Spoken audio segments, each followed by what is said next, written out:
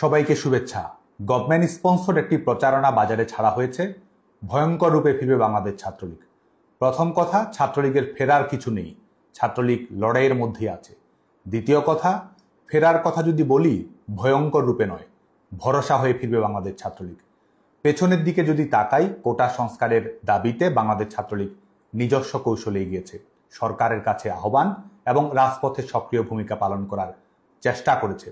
শুধুমাত্র মিছিল, মিটিং কিংবা সমাবেশ নয়, বাংলাদেশ ছাত্রলীগ বরং কয়েক ধাপ এগিয়ে কোটা সংস্কারের দাবিতে পলিসি অ্যাডভোকেসি করেছে। শিক্ষার্থীদের মতামত সংগ্রহ করার জন্য ডোর টু ডোর ক্যাম্পেইন পরিচালনা করেছে।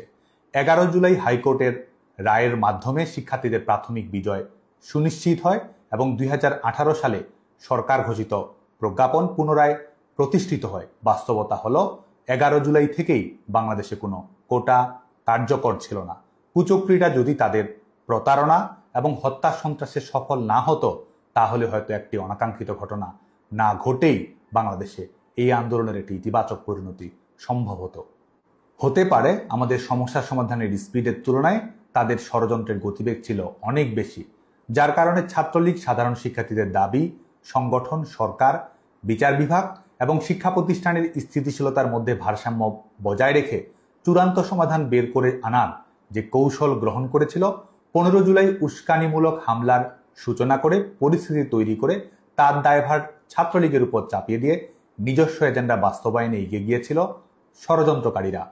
শিক্ষা প্রতিষ্ঠান বন্ধ করার সরকারি সিদ্ধান্তের সঙ্গে সামঞ্জস্যপূর্ণ নীতি এবং সহিংসতা এড়ানোর জন্য তাদের মুখোমুখি না হওয়ার কৌশলকে ব্যাপকভাবে প্রচারণা চালানো হলো শিক্ষার্থীদের আন্দোলনে ছাত্রলীগ ক্যাম্পাস ছাড়া। মধ্যযুগীয় কায়দায় বাংলাদেশ ছাত্রলীগের নারী কর্মীদের উপর বর্বরোচিত নির্যাতন চালানো হলো, অথচ প্রচারণা চালানো হলো আক্রমণকারী হিসেবে আক্রান্ত ছাত্রলীগকেই।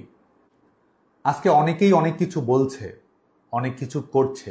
শুধু এটুকু মনে করিয়ে দিতে চাই, যারা আজকে ছাত্রলীগ নিষিদ্ধ বলে বলে মুখে ফেনা তুলছে, তারাই এক সময় ছাত্রলীগের নেতাকর্মীদের সাথে সেলফি তোলার জন্য লাইনে দাঁড়িয়ে থাকতো। উড়ে এসে জুড়ে বসে যারা আজকে ক্ষমতার দাপট দেখাচ্ছে, ছাত্রলীগের কর্মী সমর্থকদের ক্লাস পরীক্ষায় অংশগ্রহণ করতে দিচ্ছে না, তারাই বিগত সময়ে নির্বিঘ্নে একাডেমিক জীবন সমাপ্ত করেছে, ক্যাম্পাসে অ্যাক্টিভিজম করেছে। নিজের স্বীকারোক্তিতেই যারা আগে 4000 টাকায় মাস চলতো, তারাই আজকে 4 কোটি টাকার গাড়ি হাঁকাচ্ছে। আমি দৃঢ়তার সাথে বলতে চাই, ছাত্রলীগই ইতিহাসের প্রাণ ভোমরা। ন্যায়ের শক্তিতেই আমরা শক্তিশালী। দখলদার ফ্যাসিস্ট অপশক্তি আমাদের তথাকথিত নিষিদ্ধ করতে পারে, কিন্তু স্কুল কলেজের ছোট ছোট ছেলেমেয়েরা সবাই একসাথে যে গায়ে জাতীয় সঙ্গীত, তা আমাদেরই রক্তের ফসল। জুলুম করে আমাদের শিক্ষার অধিকার থেকে বঞ্চিত করতে পারে, হাজার হাজার নেতাকর্মীকে কারাগারে প্রেরণ করতে পারে, জীবন কেড়ে নিতে পারে, কিন্তু বাংলাদেশের প্রতিটি ক্যাম্পাসের প্রতিবাদী তরুণের কপালে বাঁধা লাল সবুজের পতাকার ডিজাইনার বাংলাদেশ ছাত্রলীগ। মুক্তিযুদ্ধের মধ্য দিয়ে অর্জিত হওয়া বাংলার তারুণ্যের নায়ক ছাত্রলীগ। মায়ের ভাষায় কথা বলার অধিকারের জন্য শহীদ হওয়া সন্তানের নাম বাংলাদেশ ছাত্রলীগ।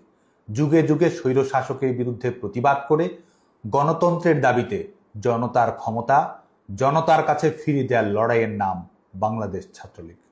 দখলদার স্বৈরশাসক আমাদের নিষিদ্ধ করেছে, আমরা বাংলাদেশে গণতন্ত্র ফিরিয়ে দেব। আমাদের সার্টিফিকেট বাতিল করেছে, অবৈধ সরকারের কাছে আমরা সার্টিফিকেট ফেরত চাই না। গণতন্ত্রের জন্য রাজপথের লড়াইয়ে জনতার সার্টিফিকেটই আমাদের কাছে অধিকতর মূল্যবান। আমাদের উপর দমন পীড়ন জুলুম চালিয়েছে, আমরা ন্যায় বিচার নিশ্চিত করব। শিক্ষার্থীরা আমাদের বন্ধু, পক্ষ, প্রতিপক্ষ নয়। আমরা বনামের রাজনীতিতে না, বরং এবংয়ের রাজনীতিতে বিশ্বাস করি। ভবিষ্যতেও সকল সাধারণ শিক্ষার্থীর মানসম্মত একাডেমিক জীবন, দক্ষ মানব সম্পদে পরিণত হওয়া এবং সবার উন্নত ক্যারিয়ার নিশ্চিত করার জন্য বাংলাদেশ ছাত্রলীগ কাজ করে যাবে। আমি নিশ্চিত করে বলতে চাই, ভয়ঙ্কর রূপে নয়, ভরসা হয়েই ফিরবে বাংলাদেশ ছাত্রলীগ। ভয়ের রাজনীতি নয়, জয়ের রাজনীতিই আমাদের ভবিষ্যৎ। ক্ষমতার তোষামোদী নয়, গণতন্ত্র এবং ন্যায় বিচারের জন্যই আমাদের লড়াই। আপনারা সবাই ভালো থাকবেন, সুস্থ থাকবেন, নিরাপদে থাকবেন। জয় বাংলা, জয় বঙ্গবন্ধু।